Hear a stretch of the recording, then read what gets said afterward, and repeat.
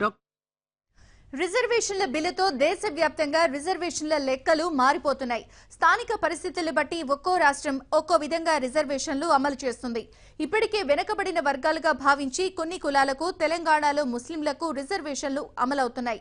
ఇవి కాక అన్ని రాష్ట్రాల్లోనూ రిజర్వేషన్ల డిమాండ్లున్నాయి. ఇక మహారాష్ట్ర 68%, తమిళనాడులో 69% రిజర్వేషన్లు అమలవుతున్నాయి. తాజాగా కేంద్రం చెబుతున్న రిజర్వేషన్ల ప్రకారం చూస్తే ఈ లెక్క దాదాపు 80 మార్కును టచ్ చేస్తుంది.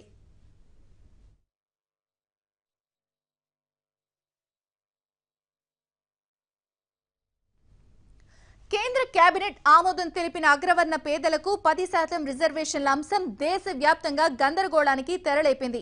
అసలు చట్టసభల్లో బిల్లు పాస్ అవుతుందా, కోర్టులో నిలబడుతుందా, ఇలా జాతీయ స్థాయిలో అనేక రకాలుగా చర్చ జరుగుతోంది. ఇందుకు విరుద్ధంగా తెలంగాణలో మరో రకమైన చర్చ నడుస్తోంది. అగ్రవర్ణ పేదల్లోకి ముస్లింలు వస్తారా? తెలంగాణ ప్రభుత్వం చెబుతున్నట్టు ముస్లింల రిజర్వేషన్ల పెంపు అంశం కేంద్రం పెట్టిన బిల్లు పరిధిలోకి వస్తుందా?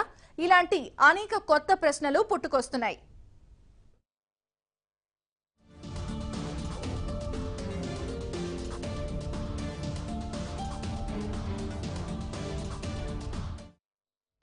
(2007) నుంచి ముస్లింలకు 4% రిజర్వేషన్లు అమలవుతున్నాయి.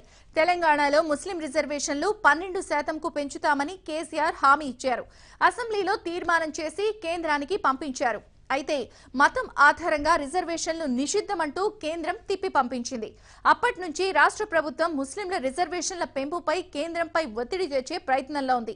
ముస్లింల రిజర్వేషన్లతో పాటు ఎస్టీలకున్న 6% రిజర్వేషన్లను 10%కి పెంచుతామని కూడా టీఆర్ఎస్ చెబుతోంది. ఇప్పుడు ఈ రెండు ఆలోచనలు కాకుండా మోదీ సర్కార్ అగ్రవర్ణ పేదలకు 10% రిజర్వేషన్లు అంటూ కొత్త బిల్లుకు ఆమోదం తెలిపింది. దీంతో తెలంగాణలో గందరగోళం నెలకొంది. ఎస్టీలను పక్కన పెడితే ముస్లింలకు రిజర్వేషన్లు బీసీలో సబ్ కేటగిరీగా అందుతున్నాయి. బీసీ ఈ అనగానే విభాగం సృష్టించి 4% రిజర్వేషన్లు కల్పించారు. ఇప్పుడు కేంద్రం కూడా కొత్త రిజర్వేషన్లు బీసీఈ అంటే ఎకనామికల్లీ బ్యాక్వర్డ్ క్లాస్ అని చెబుతోంది. దీంతో అసలు పూర్తి బిల్లులో ఏముంది, తెలంగాణకు ఎలా అన్వయించుకోవాలో తెలియక గందరగోళం ఏర్పడింది.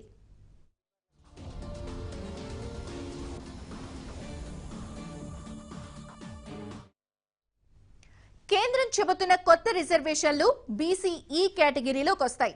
అప్పుడు తెలంగాణలో ముస్లింలు బీసీఈలోనే ఉంటారా అనేది తేలాల్సింది.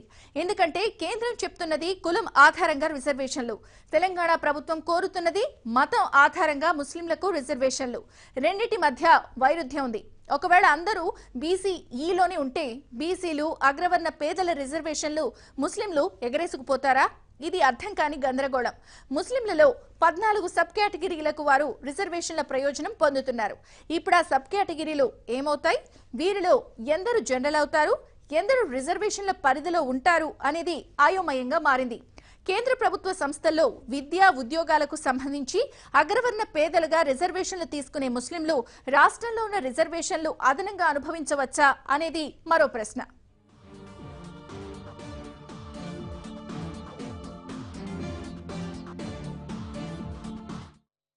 కేంద్ర కేబినెట్ ఆమోదించిన బిల్లులో బీసీఈ కోటా నిర్వచించడంపై రాష్ట్ర అధికారులు, బీసీ, ముస్లిం సంఘాల నేతలు అధ్యయనం చేస్తున్నారు. దీనిపై బీసీ సంఘాల నేతలు ఇప్పటికే కార్యాచరణ దిశగా ఆలోచిస్తున్నట్టు తెలుస్తోంది.